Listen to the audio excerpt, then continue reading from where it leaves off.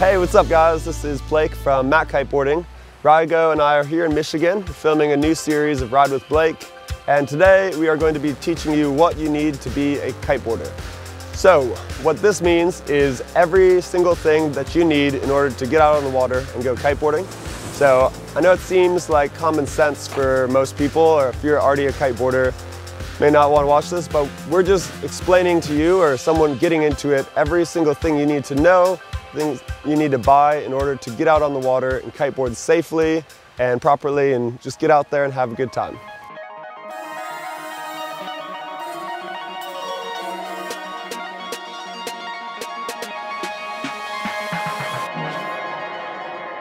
Before we get started, just remember that you can click the eye icon in the top corner of your screen, and that'll give you a written out list of everything you need.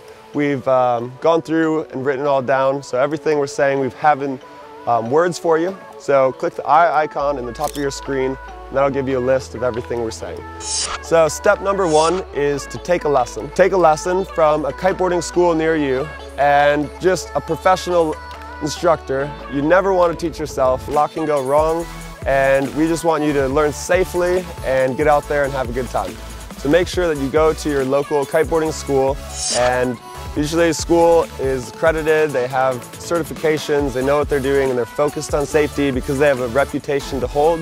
They want to have good reviews, so make sure you go somewhere where it's safe and the instructors are accounted for. If you don't have a school near you, there's usually like independent instructors teaching out of their van. Some are good, some are bad, but just make sure that they're focused mainly on safety, because that's the most important thing as you're kiting. So, and if you get into a lesson and your instructor isn't focused on safety, make sure to ask them to teach you how to self-rescue, because sometimes instructors get carried away with just getting you out, having a good time, getting up on the board. But learning how to self-rescue and use the safety systems and practicing that on the beach may not be the most fun for you, but you need to learn that, and it'll save you a lot of time out on the water doing that. So step number two is your equipment. The equipment, obviously, you cannot go kiteboarding without your gear. So we're going to break down every single piece of gear that you need, or you might need or might not need, that will get you going out on the water so that you can now kite independently after your lessons. So the first thing is the kite, kiteboarding, so you need a kite and a board. So choosing your right kite is important, and you want to talk to your instructor and figure out like the average wind speed in your area so that you can get the right size kite. If you have the opportunity to buy a full quiver, then you can get multiple kites for different wind speeds, which is ideal, because sometimes you'll get to the beach, it'll be too much and you'll be tempted to go out, and it's not really that safe. So make sure that you pick the right kite size for the conditions in your local area. Next thing you need are lines with a bar so that you can attach them to the kite so it will fly. So you need a bar and lines, control bar, and I would recommend in your first setup to try and get everything in the same brand. Whatever brand you choose, it's good to have the same control bar with the same kite because they're meant to work together. Whereas a different control, they can have different knots and loops from the kite. Another important thing is you need a leash, or your safety leash. So you have your control bar, your kite, now you have a leash that attaches to that, and that's where your safety is. And once you take your lesson, you'll understand what that leash is for and how it works and how to properly engage that and use your safety system. So if you're curious about leashes and the different kinds and different sizes, brands and everything, Rygo did a video a while back, and we'll include that in the eye icon list where you guys can click on that, watch it, and choose the right leash. So there's a short, medium, long, which brands, everything like that, how it works. So click on the eye icon, you can get that list out, you can check out that video as well. The next thing you'll need is a harness. So there's two types of harnesses. You can either wear a seat harness or a waist harness. So you can go either way, waist harness, seat harness, whatever you like. Waist harness moves around, you're a little bit more flexible in it, a little more free. So it depends on what kind of riding you're looking to get into once you learn how to kiteboard. So seat harness is a little bit easier to ride with because it pulls you out and digs in your edge, but it is a little more constricting. So just whatever you choose, give Matt Kite a call. They can recommend a harness for you, and we carry a bunch of brands, so you take your pick throughout that. So now you have your kite, your bar, your lines, your leash, your harness. Now it's time to get into the board. So you need a board, and Depending on where you are, the conditions are always different. It could be very windy where you are, which is great because you're in a place where you can kiteboard a lot. So if the wind conditions are very windy, choppy, or a smaller board. But as you're learning, it's best to get a little bit bigger board because it has more of a platform for you to stand on and not sink into the water. So usually when you're learning, like a 138, a 146, anywhere in between there is a good board. You can even go up to a 150 depending on your weight and your size. So again, if you click on that eye icon, we have a bunch of videos all about everything you need to know about boards. Rygo's made those for you, so just click the eye icon, check that out, and that way you can get more in depth in boards, and we won't have to get into that for this video.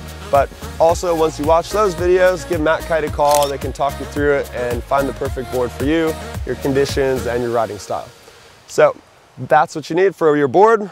And then in order to ride the board, you need straps. You can learn on a surfboard if you're a big surfer and that's something that you're mainly going to do is just kite surfing. But typically kiteboarders learn with straps because it keeps the board on your feet, makes it a bit easier. So you need straps to be able to attach to your board with screws and everything. And you also need 4 fins on each end of the board. And here's a quick little tip for you is when you put your fins on the board, you want the big ends facing out. So you need a board, foot straps, and then you have pretty much everything you need to kiteboard. Depending on where you are, if you're in a tropical place, you can just wear a pair of board shorts, maybe a little rash guard. If you're somewhere here like Michigan, you're gonna need a nice wetsuit, and there's actually different kinds of wetsuits. So you can learn in anything, but if you learn in like a diving wetsuit, your mobility is a little bit more constrained and you'll feel like a robot, and it's pretty exhausting pulling the bar with a thick wetsuit. So make sure you get a surf style, kite surf brand wetsuit so you can be moving around, agile while you're out there, and it doesn't hold you back at all. And again, we have a written blog on wetsuits, different brands, styles, everything like that. So check that out and we'll have videos for you. You can check out different styles of suits and what would best fit your needs. One last thing, just don't forget a pump. You need to be able to inflate your kite once you get to the beach so it'll fly and get you out in the water.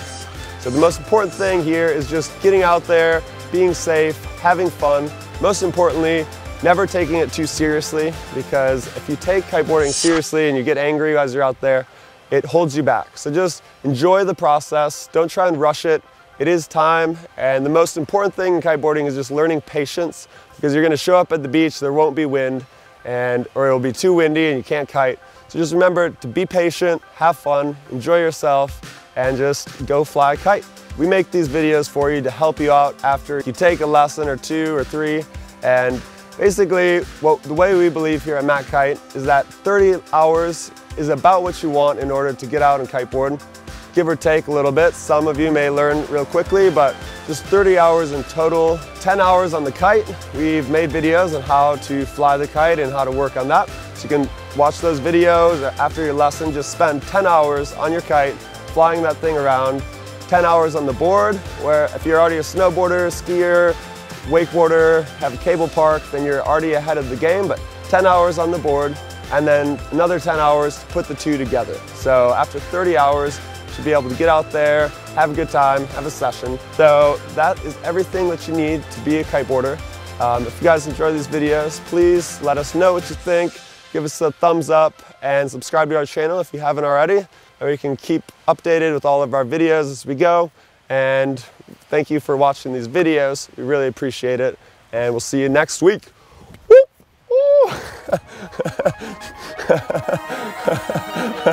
Woo!